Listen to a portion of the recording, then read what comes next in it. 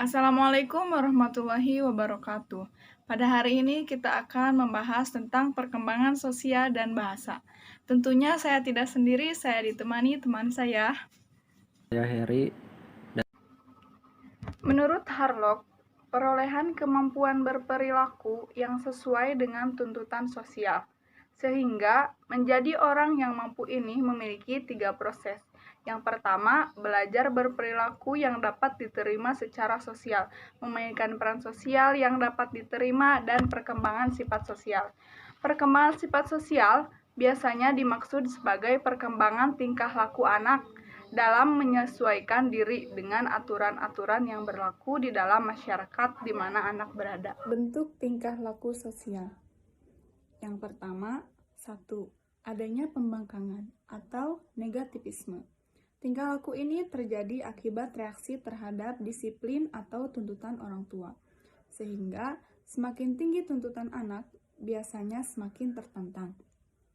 Yang kedua, agresi atau agresif. Terjadi karena ketika terjadi penyerangan balik bentuk fisik, ketika anak dilakukan hal yang tidak menyenangkan. Yang ketiga, berselisih atau bertengkar. Hal ini biasanya karena anak tersinggung terhadap sifat orang lain atau temannya, sehingga mereka akan berselisih hingga sampai berkelahi. Yang keempat, menggoda, yaitu bagian bentuk tingkah laku dari agresif, tetapi bedanya menggoda lebih ke mental verbal, sehingga mengolok-olok, menjelek-jelekan, tetapi agresif tadi lebih ke fisik. 5. Persaingan. Itu keinginan untuk nampak lebih baik daripada yang lain. Contohnya, dalam suatu kumpulan, pasti ada anak yang merasa dirinya ingin menunjukkan yang terbaik. Faktor pengaruh pada perkembangan sosial. Yang pertama, lingkungan keluarga, di mana keluarga adalah yang pertama mengenal sosial pada anak. Kondisi keluarga yang kondusif mendukung kemampuan sosialisasi anak. Yang kedua, pendidikan, di mana seiring bertambahnya tingkat pendidikan, maka orang akan banyak bersosialisasi dengan banyak kalangan. Yang ketiga, kematangan. Bersosialisasi memerlukan kematangan fisik dan psikis untuk mampu mempertimbangkan dalam proses sosial. Memberi, menerima pendapat orang lain memerlukan kematangan intelektual dan emosional. Yang keempat, status ekonomi. Status ekonomi yang tinggi cenderung membuat anak lebih percaya diri dalam bersosialisasi.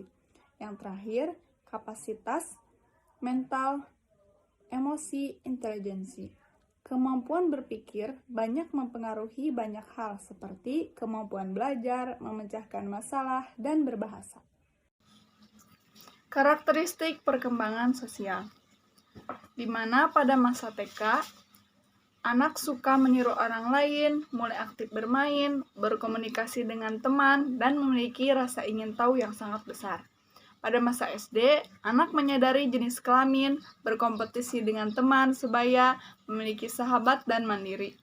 Namun pada masa SMP, anak mulai tertarik dengan lawan jenis, senang berkelompok, dan mandiri dalam bertingkah laku.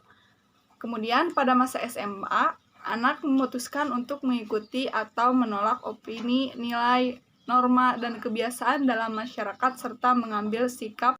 Saya akan meneruskan dari penjelasan Siska Nurjana tentang pengertian sosial. Nah, sekarang saya akan menjelaskan tentang pengertian atau perkembangan bahasa. Pengertian bahasa yaitu bahasa dibagi menjadi dua, yaitu bahasa adalah segala bentuk komunikasi di mana pikiran dan perasaan manusia disimbolisasikan agar dapat menyampaikan arti kepada orang lain. Nah, arti disimbolisasikan itu seperti kita menunjuk kepada atau mengarahkan dengan gerakan tangan ya, dan gerakan tangan bisa jadi seperti itu. Saya untuk bahasa merupakan alat komunikasi yang digunakan seseorang dalam pergaulannya.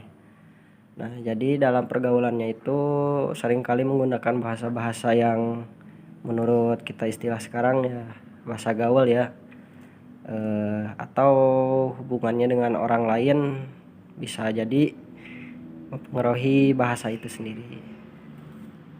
Nah, berikutnya komponen-komponen dalam berbahasa, yaitu fonologi atau fenom menggambarkan sistem bunyi pada bahasa atau merupakan unit bunyi yang membentuk kata, ya seperti kita mengucapkan sesuatu atau kata-kata ya, atau yang dibaca dalam buku ya, kurang lebih mengeluarkan suara lah, itu bisa disebut kata lah ya. Di sini disebut fonologi ya. Yang kedua adalah semantik, yaitu yang mempelajari arti dari kata-kata dan kalimat, yaitu kata-kata yang dipelajari ya, atau di kalimat yang kalimat dipelajari, kita tuh cara pengucapannya seperti apa, bunyinya gitu. Yang ketiga ada grammar, menggambarkan struktur bahasa, sintak atau serangkaian gambar yang mengarahkan bagaimana kata-kata dapat terbentuk menjadi kalimat. Atau morfem, unit bahasa terkecil yang mengandung arti ya. Jadi grammar itu menggambarkan ke struktur bahasanya, dan ada sintak atau serangkaian grammar. Berarti sintak tuh bagian dari grammar yang menggambarkan aturan grammar ya, serangkaian aturan grammar yang mengarahkan bagaimana sih kata-kata dapat terbentuk menjadi kalimat ya gitu. Yang itu disebut sintaks ya.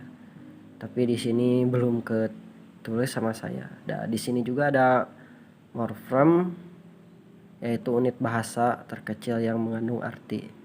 Ya seperti bahasa yang kurang dipahami kayaknya, yang di sini yang terkecil itu unit bahasa yang terkecil yang mengandung arti. Ya seperti bahasa yang kurang dipahami atau bahasa yang menurut kita tuh kurang mengerti lah, tapi mengandung arti gitu. Tuh. Yang keempat ada programatik, yaitu terdiri dari aturan bagaimana bahasa yang tepat dalam konteks sosial. Misalnya kita menggambarkan bahasa yang simpel bila berbicara dengan anak-anak gitu. Programatik itu yaitu terdiri dari aturan bagaimana berbahasa yang tepat dalam konteks sosial ya. Seperti kita yaitu yang tadi saya sebutkan, misalkan menggunakan kata atau bahasa yang simpel atau yang mudah dimengerti oleh anak-anak, terutama anak-anak atau pada orang dewasa lah ya, yang simpel, tidak bertele-tele gitu.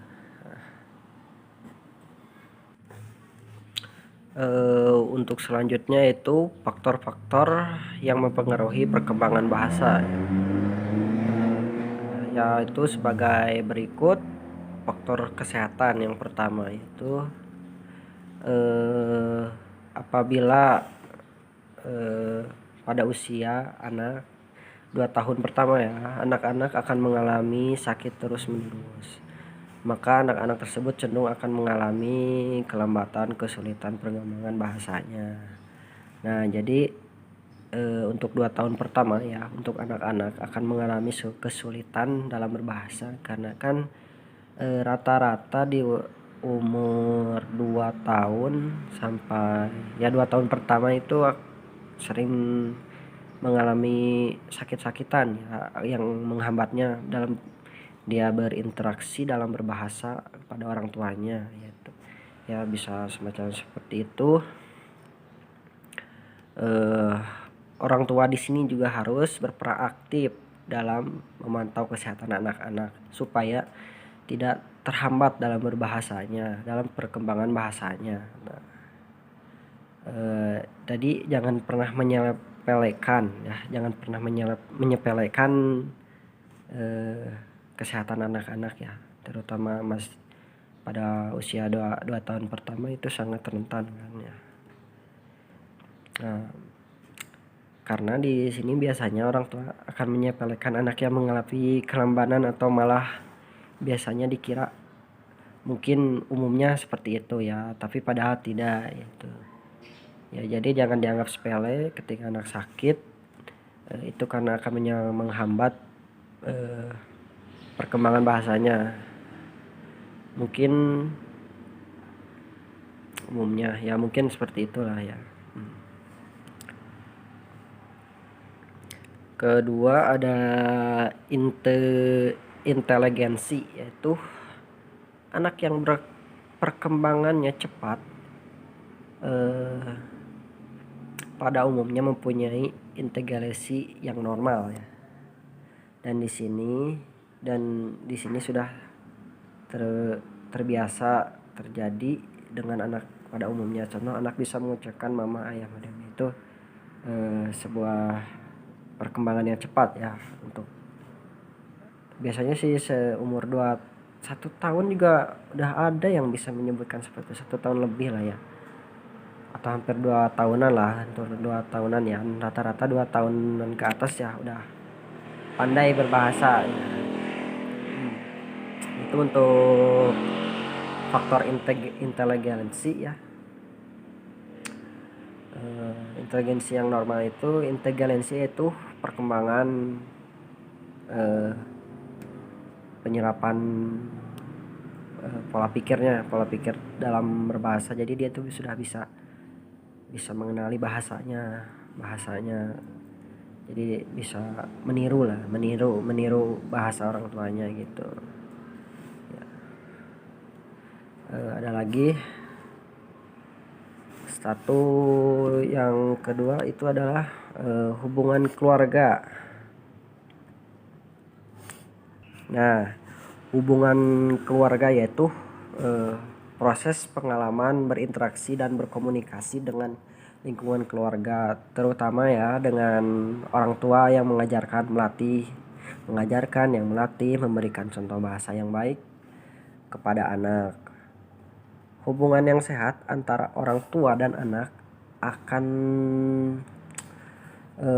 tua anak atau yang penuh perhatian dan kasih sayang kepada anaknya akan memfasilitasi perkembangannya dalam perkembangan bahasa, akan memfasilitasi lah ya, cukup susah dalam perkembangan bahasa anak. Sedangkan hubungan yang tidak sehat cenderung akan memperlambat atau terhambatnya perkembangan bahasa kepada anak. Seperti ya terjadi orang tua yang sering bertengkar depan anaknya, seharusnya itu jangan di depan depan anaknya, karena akan sangat berpengaruh dalam terutama bahasa, mentalnya akan jadi cenderung diam, yaitu tidak aktif berbahasa atau tidak aktif ya, kebanyakan diam ya itu ya, karena akan justru mengalami kesulitan terhadap dirinya, kelembatan dalam perkembangan bahasanya. Dan ya biasanya terjadi pada orang tua yang kurang harmonis keluarganya itu, atau orang tua yang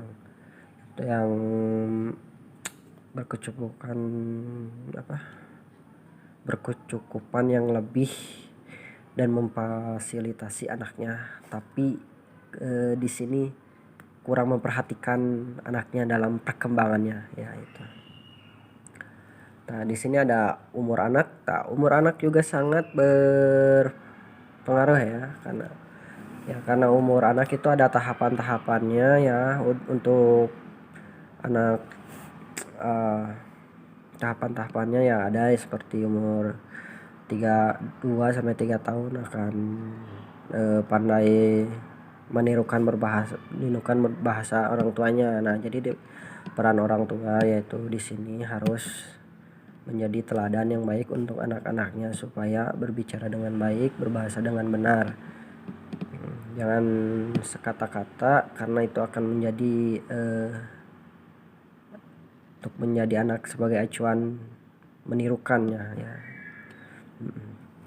Manusia bertambah umur akan semakin matang pertumbuhan fisiknya. Nah, bertambah pengalaman, dan meningkatkan kebutuhan bahasa seorang, atau berkembang sejalan dengan pertambahan pengalaman dan kebutuhan.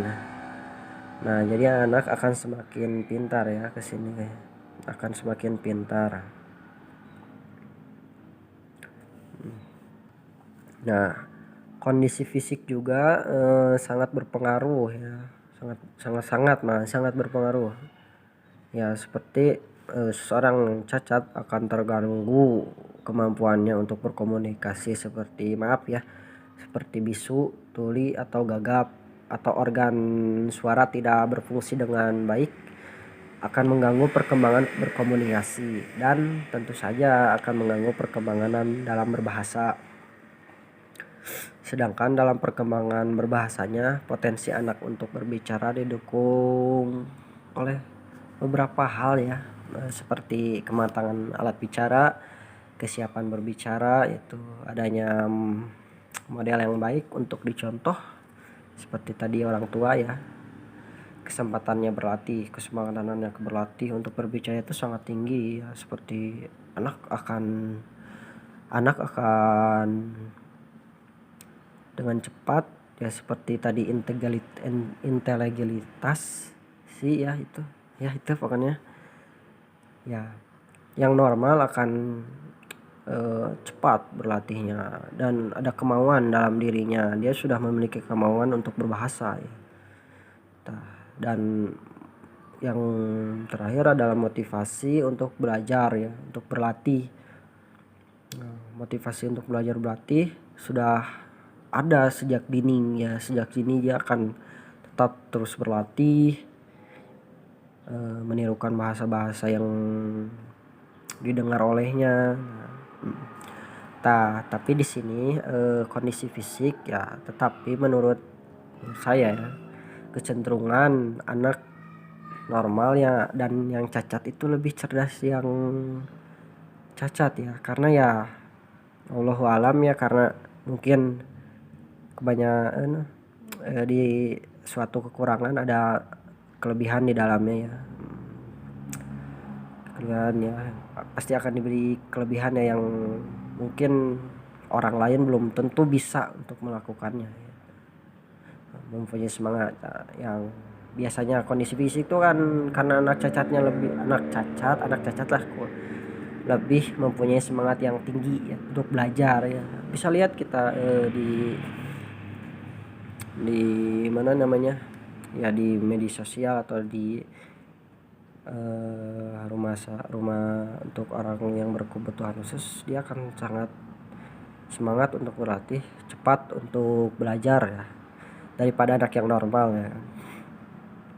Dan perbedaannya dalam mengungkapkan bahasanya, dalam mengungkapkan bahasa pasti beda ya itu. Seperti yang bisu akan mengungkapkan bahasanya seperti dengan gerakan tangan ya gitu. Yang tuli ya dengan gerakan tangan ya, biasanya yang bisu atau yang lainnya ya. Seperti itu. Nah, untuk yang terakhir ada peran-peran